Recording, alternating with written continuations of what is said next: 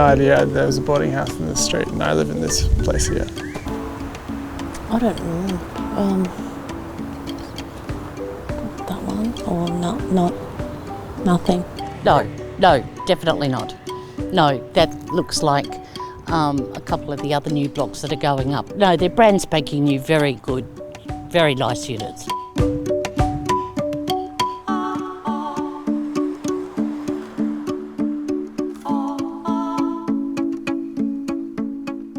Oh, definitely not. I think that this blends in like really well with everything else that's around these, you know, in this street perhaps, but like it just, if anything, it's more modern, which is a good thing because it stands out, not in a bad way too, but you wouldn't be driving past and you wouldn't think, oh, that's a boarding house. You wouldn't think that. It just blends in like really well. It just looks like a normal apartment complex. I don't think so.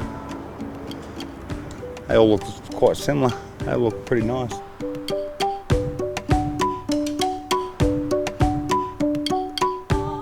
They all look the same, and I thought a boarding house would look more different and more like a housing complex instead of a unit complex. The only way you can tell is because it has Hume housing on it, on the plate of the building. You wouldn't notice that walking down the street.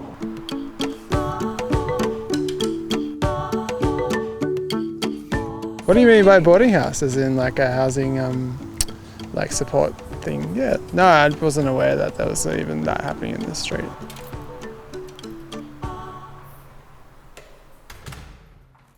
We head lease this property, which basically means that we manage it on behalf of a private owner.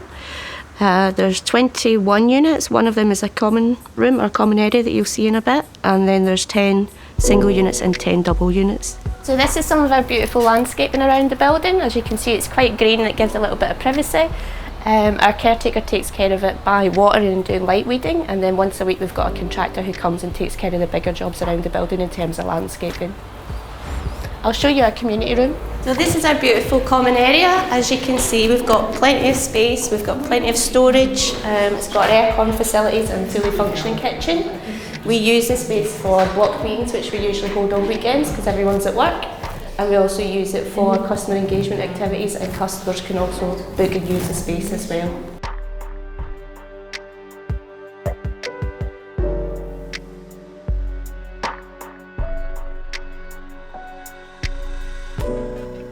Well, look, there's certainly a case that a well-managed and affordable new generation boarding house will play a very important part, for example, in addressing the affordability issues that we have in the community today. This, for example, is an excellent example of that.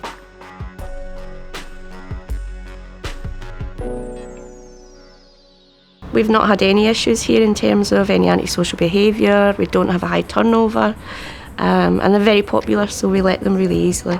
You enjoy it? Generally when we start a new complex, so when it comes on board, we'll have some morning teas and open homes so that people, if they do want to come in and have a look at the apartments, can come in and see them from the surrounding community. We've had no problems at all with any of the neighbours, no complaints, and nor should we. We've not had any issues within the complex.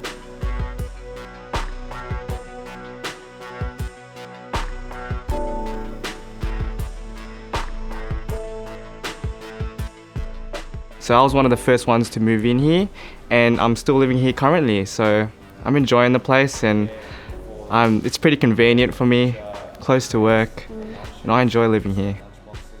I just finished school in 2012 in Canterbury Boys High School, and when I finished school I was already studying hospitality in TAFE, so then I found a job in the RSL as a casual, and I worked 40 hours a week for about a year and a half, and then I moved on to working in other bigger places like the casino, and as well as other RSL clubs as well, and pubs. I was studying at the same time doing fitness instructor, and I studied that for about a year as well. I like to be active, and also I just want to help, you know, people if they're having trouble with fitness. I was actually nearly homeless because I was looking after my mother as her carer, And then my mother was put into a nursing home in Parramatta, which was something that I didn't want to happen, but it did, and I had no control over that. So where we were living, I had to move out, and I basically had nowhere to go. I've never had that happen to me before, because I've always had great jobs in corporate industries with company cars. So becoming homeless was like, it was almost as if, it was like a shock, and it was a big burden, like I had heavy clouds on my shoulders. I ended up looking on the internet, and I found affordable housing. The lady that showed me the apartment made a phone call, and then she said, "Do you want to live here?" And I said, "Yes, I do." She said, "Well, it's yours." So I got the apartment, and I got the caretaker's role, or the volunteer caretaker's role. And at that moment, it was like, oh, gee, I felt so good and relieved just knowing that I had somewhere to live, and that where I was going to live was such a beautiful place and a safe place. So I think having the caretaker on site and that presence has been really helpful, both for the residents and for us as an organisation. Just provides that link and constant communication between us all, really.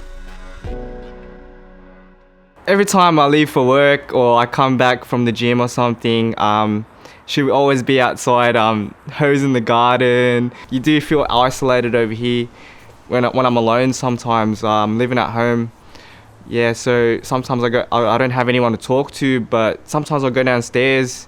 I instantly get carried away when I'm talking to Rita or something, so I find that enjoyable, you know, like I don't feel alone.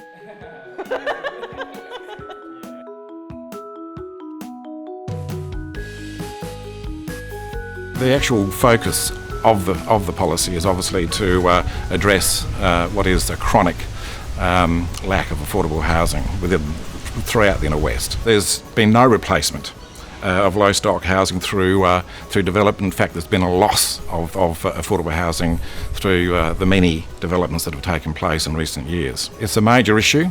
I think that is pretty much recognised by council, most people within council, and I guess that's the basis for the policy being adopted and supported. There are so many people out there where they can have everything one day, and the next day that can be taken from them.